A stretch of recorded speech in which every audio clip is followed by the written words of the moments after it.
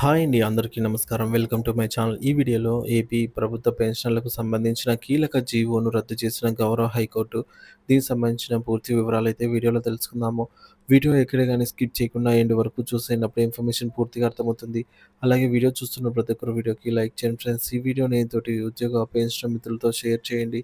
కొత్తగా మన ఛానల్‌ని చూస్తున్నవారు ఇంకా ఎవరైనా సబ్స్క్రైబ్ చేసుకోకుంటే వెంటనే మన ఛానల్‌ని సబ్స్క్రైబ్ చేసుకోండి. దీని ద్వారా నేను చేసే లేటెస్ట్ వీడియోస్ అన్నీ మీ వరకు రీచ్ అవుతాయి. ఇక ఆలస్యం చేయకుండా వివరాల్లోకైతే వెళ్ళిపోదాము. ఫ్రెండ్స్, ఇక విషయానికొచ్చినట్లయితే ఆంధ్రప్రదేశ్ రాష్ట్రంలోని పెన్షనర్లకు సంబంధించిన ఒక ముఖ్యమైన పరిణామం ఇది. కుటుంబ పెన్షన్ నిబంధనలకు సంబంధించి రాష్ట్ర ప్రభుత్వం 2019 నవంబర్ 25న జారీ చేసిన జీవో నంబర్ 152ను ఇటీవల గౌరవ హైకోర్టు రద్దు చేసింది. ఈ తీర్పు పెన్షనర్ల కుటుంబాలకు, ముఖ్యంగా వితంతువులు మరియు విడాకులు తీసుకున్న కుమార్తెలకు ఎంతో ఊరట కలిగించింది. ఈ జీవోను రాజ్యాంగ విరుద్ధంగా ప్రకటించిన హైకోర్టు చట్టం ద్వారా తెచ్చిన నిబంధనలను కార్యనిర్వాహక ఉత్తర్వులు భర్తీ చేయాలనైతే స్పష్టం చేసింది. జియో నంబర్ 152 రద్దు వెనుక కారణం 1980లో రూపొందించబడిన ఆంధ్రప్రదేశ్ రివైజ్డ్ పెన్షన్ రూల్స్ చట్టబద్ధమైనవని, ఈ రూల్స్‌లో వితంతువులు, విడాకులు తీసుకున్నటువంటి కుమార్తెలకు పెన్షన్ పొందే విషయంలో ఎలాంటి షరతులు విధించబడలేదని, అయితే జీవో నంబర్ 152 ద్వారా ప్రభుత్వం కొన్ని అదనపు షరతులు విధించింది. వాటిపై హైకోర్టు తిరస్కరించింది. పదవీ విరమణ తర్వాత ప్రభుత్వ ఉద్యోగి మరణిస్తే ఆ ఉద్యోగి వితంతు కుమార్తె లేదా విడాకులు తీసుకున్న కుమార్తె కుటుంబ పెన్షన్ పొందుటకు అర్హులు కాకుండా చేయుట సరికాదని హైకోర్టు అభిప్రాయపడింది. పెన్షన్ పొందటం అనేది జీవనోపాధి హక్కుతో పాటుగా జీవించే హక్కులలో భాగమని సుప్రీంకోర్టు పలు సందర్భాల్లో చెప్పిందని హైకోర్టు ఈ సందర్భంగా గుర్తు చేసింది.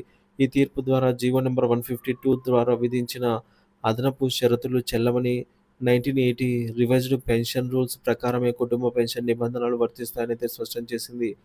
ప్రతి పెన్షనర్ తప్పనిసరిగా తెలుసుకోవాల్సిన విషయాలు.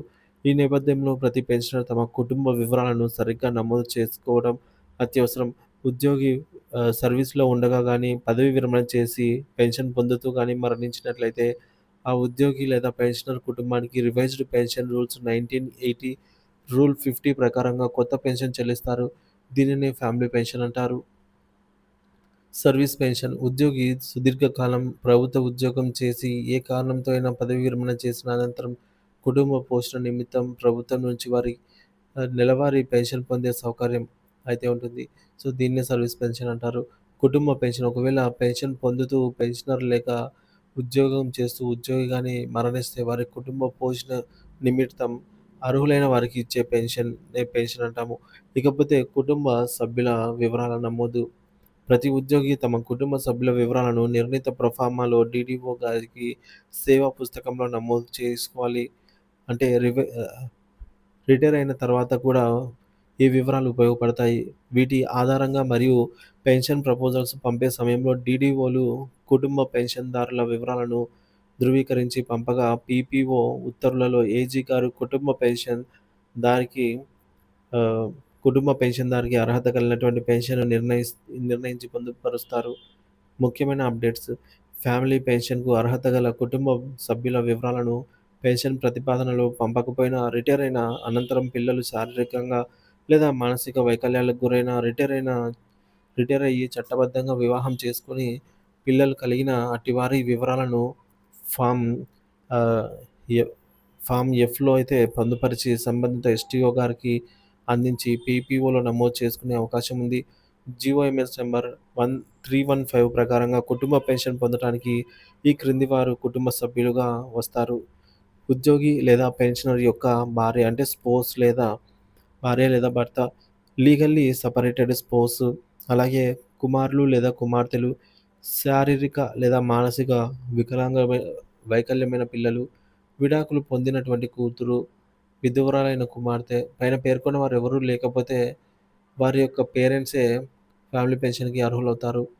కుటుంబ పెన్షన్ ఎంత చెల్లిస్తారు అంటే, ఉద్యోగి సర్వీస్‌లో ఉండి మరణిస్తే మొదటి 7 సంవత్సరాల వరకు లేదా ఆ ఉద్యోగికి 65 సంవత్సరాలు నిండే వరకు చివరి నెల జీతంలో 50% పెన్షన్‌గా చెల్లిస్తారు.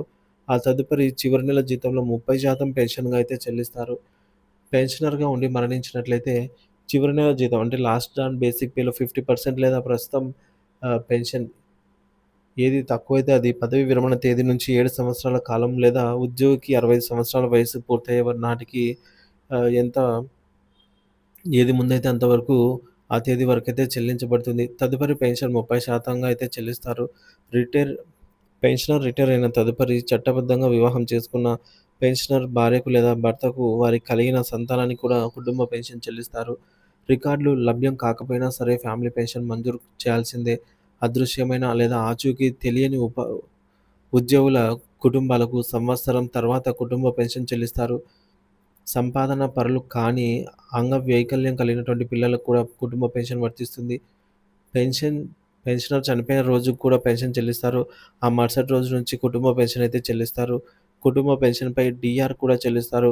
కుటుంబ పెన్షన్‌దారులకు క్వాంటమ్ ఆఫ్ పెన్షన్ కూడా పొందే అవకాశం ఉంటుంది. ఫ్యామిలీ పెన్షన్ పునర్వివాహం చేసుకుంటే ఆ యొక్క ఫ్యామిలీ పెన్షన్ రద్దవుతుంది. కనీసం 7 సంవత్సరాల సర్వీస్ కలిగి ఉంటేనే 50% ఎన్హాన్స్డ్ ఫ్యామిలీ పెన్షన్ మంజూరు చేయబడుతుంది. 7 సంవత్సరాల లోపు సర్వీస్ కలిగిన వారికి 30% నార్మల్ ఫ్యామిలీ పెన్షన్ మాత్రమే చెల్లిస్తారు. వితంతువులు గనక ఉన్నట్లయితే వారికి కుటుంబ పెన్షన్ చెల్లించాల్సి వస్తే వితంతువులందరికీ సమాన వాటాల లెక్కన చెల్లిస్తారు. ఫ్యామిలీ పెన్షనర్‌గా ఉన్న మొదటి భార్య చనిపోతే వారి పిల్లలకు రెండో భార్యతో పాటుగా కుటుంబ పెన్షన్‌కు అర్హులు అవుతారు. రిటైర్ అయిన తర్వాత ప్రభుత్వ ఉద్యోగి చట్ట ప్రకారంగా గనక పెళ్లి చేసుకున్నట్లయితే ఆ మహిళ కూడా ఫ్యామిలీ పెన్షన్‌కు అర్హురాలే. ఒక వ్యక్తి 2 ఫ్యామిలీ పెన్షన్‌లను పొందే సందర్భంలో ఆ రెండిటి మొత్తము రూ. 27,830 మాత్రమే పరిమితం చేయబడింది. ఇక రిటైర్మెంట్ తదుపరి కలిగినటువంటి సంతానానికి కూడా ఫ్యామిలీ పెన్షన్‌కు అర్హత అయితే కలిగి ఉంటారు. మొదటి భార్య బతికి ఉండగా ప్రభుత్వం అనుమతి లేకుండా రెండో పెళ్లి చేసుకుంటే రెండో భార్య కుటుంబ పెన్షన్‌కైతే అర్హురాలు కారు. విడాకులు పొందినప్పటికీ, విడిగా ఉంటున్నప్పటికీ భార్య, పిల్లలు కుటుంబ పెన్షన్‌లో వాటాదారులే. సో, ఈ విధంగా 2 పెన్షన్‌లు తీసుకుంటున్న వారికి ఏదో ఒకదానిపైనే డీఆర్ అనేది తీసుకోవాల్సి అయితే ఉంటుంది. సో, రెండిటిపైన డీఆర్ అయితే తీసుకున్నట్లయితే రికవరీ చేసిన సందర్భాలు ఉన్నాయి. సో, అటువారు ఎవరైనా ఉన్నట్లయితే మీ డీడీఓకి వెంటనే ఈ విధంగా తెలియజేయండి ఫ్రెండ్స్. ఇక ఈ వివరాలను ప్రతి పెన్షనర్ తప్పనిసరిగా తెలుసుకొని, అవసరమైన చోట తమ వివరాలను అప్డేట్ చేసుకోవడం ద్వారా భవిష్యత్తులో ఎటువంటి ఇబ్బందులు లేకుండా కుటుంబ పెన్షన్ ప్రయోజనాలనైతే పొందవచ్చు. గౌరవ హైకోర్టు పెన్షనర్ల హక్కులను పరిరక్షించడంలో ఒక కీలక మైలురాయిగా అయితే నిలిచింది. సో, ఈ వీడియోనైతే తోటి ఉద్యోగ పెన్షనర్ మిత్రులతో షేర్ చేయండి ఫ్రెండ్స్. సో, వారికి కూడా అవేర్‌నెస్ అయితే కలిగించండి. వీడియో నచ్చినట్లయితే తప్పకుండా లైక్ చేయండి. ఇంకా ఎవరైనా మన ఛానల్‌ని కొత్తగా చూస్తున్నారు, సబ్స్క్రైబ్ చేసుకోకుండా ఉన్నట్లయితే వెంటనే మన ఛానల్‌ని సబ్స్క్రైబ్ చేసుకోండి. ప్రభుత్వ ఉద్యోగులకు సంబంధించినటువంటి ఎటువంటి తాజా సమాచారమైనా మన ఛానల్ ద్వారా అయితే అందరికంటే ముందుగా అందించడం జరుగుతుంది. Thank you for watching this video.